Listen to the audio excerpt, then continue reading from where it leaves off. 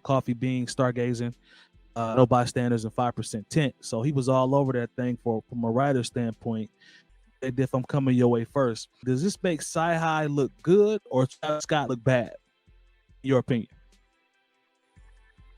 Does it make either of them look good or bad?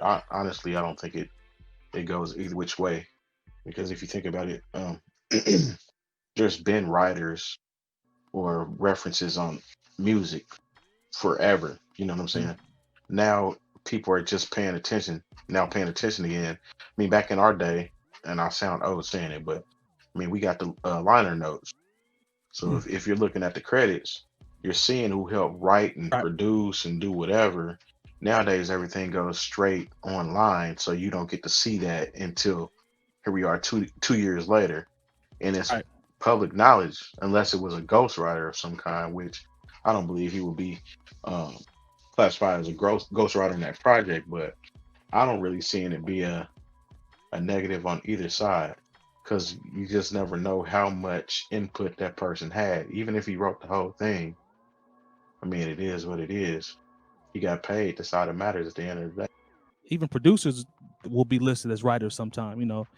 So I guess my only pushback would be in terms of what you're talking about in terms of collaborators and stuff. I think the purists, quote unquote, will be looking at it from a standpoint of if anybody wrote verses.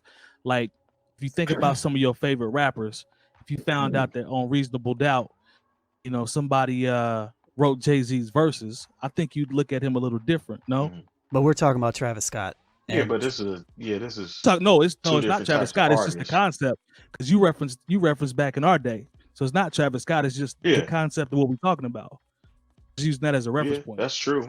It depends on exactly how much was written though, because like, all right, so say someone helped come up with the hook, so that's a good chunk of the actual sound or the actual song itself, but that's not the majority of it. If somebody helped write a hook, if you wrote the whole song, then okay, that's a little different. But at the same time, I mean, I get it. But the thing that kind of stands out to me in that situation, I don't know if y'all watched the Travis Scott documentary.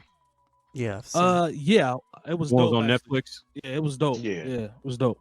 So there was a lot of people that was upset because Cardi B had won Album of the Year that year, I believe. Yeah, I remember that. We talked about that. They're talking about how she didn't write her own rhymes or whatnot. Right.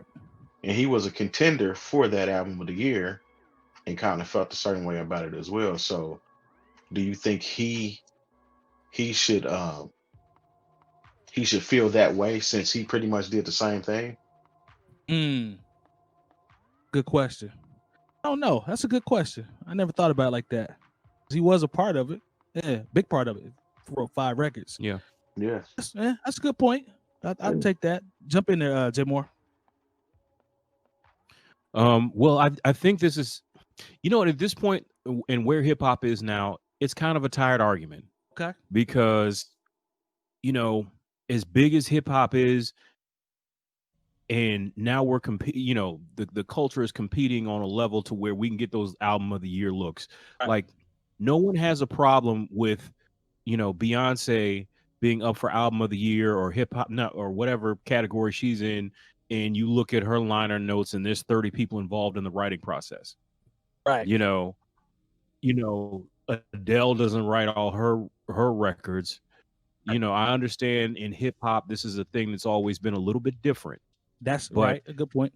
You know, in 2020, I don't think, let's just be honest, you know, we can come from this as we are new old heads and say, well, you know, if I found out, you know, Jay or Nas had not written their records, Biggie had, it would make us feel some type of way, even though, you know people who were ghost written for. Like, you know, if you go back and really look at the liner notes of some of your favorite hip hop albums from that era, you know, it just doesn't have one person listed as the writer. And I'm not talking about, you know, because a lot of times when the people they sample from are listed as writers, I'm talking about there's 3 writers listed, you know, outside of the main artist.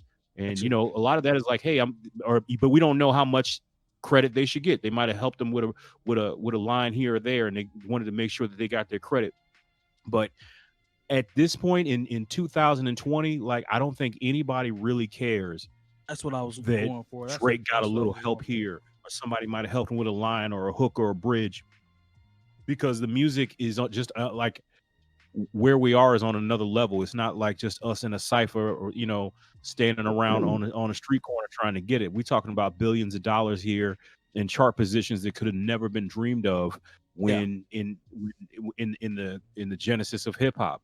So I are there people like Grandmaster Melly Mel? They're gonna be mad because you didn't write all your rhymes. Right. But you know what? There are going to be people who will be like, I don't care. I enjoyed that thoroughly, and I got a #1 record and a platinum plaque for it. It is what it is. I gave everybody their credit, and I didn't try to short anybody. Not mad at that. Yep. So Lone, do we at this point we don't care? No, much, I care. Right? It is No, what it is. absolutely You do care. Yeah. Talk I to mean, me, brother. Talk to I me. care. I care. Well, for this particular instance, no, I don't care because I don't consider Travis Scott a rapper like that.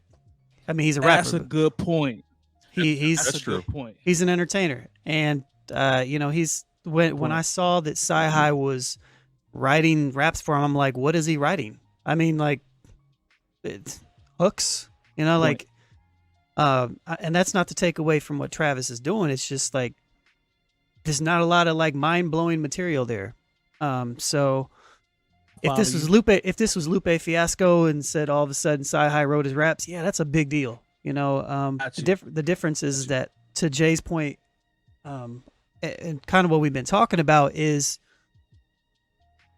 right, hip hop has become more mainstream the further into the future we go, and what we're talking about are pop records and pop artists. Yeah. We're not talking about hip hop as much in the historical sense of everything we're talking about. So, and there have always been multiple writers in pop music. So when it comes down to emceeing and stuff like that, yeah, I still think that matters. But when we talk about writing records and songs, like the intent behind Travis Scott's records and stuff like that, I think it's written from a different angle, from a different perspective. And so I think it's fine. But I don't look at his record as like this crazy, I guess, hip hop record, to where I would get upset over it. Yeah, it's like kind of like that Kanye West. All the Lights has like 10 writers on it, but when you listen to the song, I mean, you can't really tell because it's not like a complex song that you think 10 people would have participated in. Yeah, there's like 20 words in the whole song. Yeah, right. To Lone's point, it's like we don't look at Travis Scott as a lyricist. Let's put R there instead of is writing credit. It's like, all right, right. It's like we don't look at Travis Scott as a lyricist anyway. So, to Lone's point, I see exactly where he's coming from. That makes sense. That definitely makes sense. If you've enjoyed this segment of the New Old Heads podcast, make sure to join our live show every Tuesday at 9 p.m. Eastern at twitch.tv/bringingdowntheband, and join our private Discord community with talks on hip hop, music, news, and everything else. Links in the description below.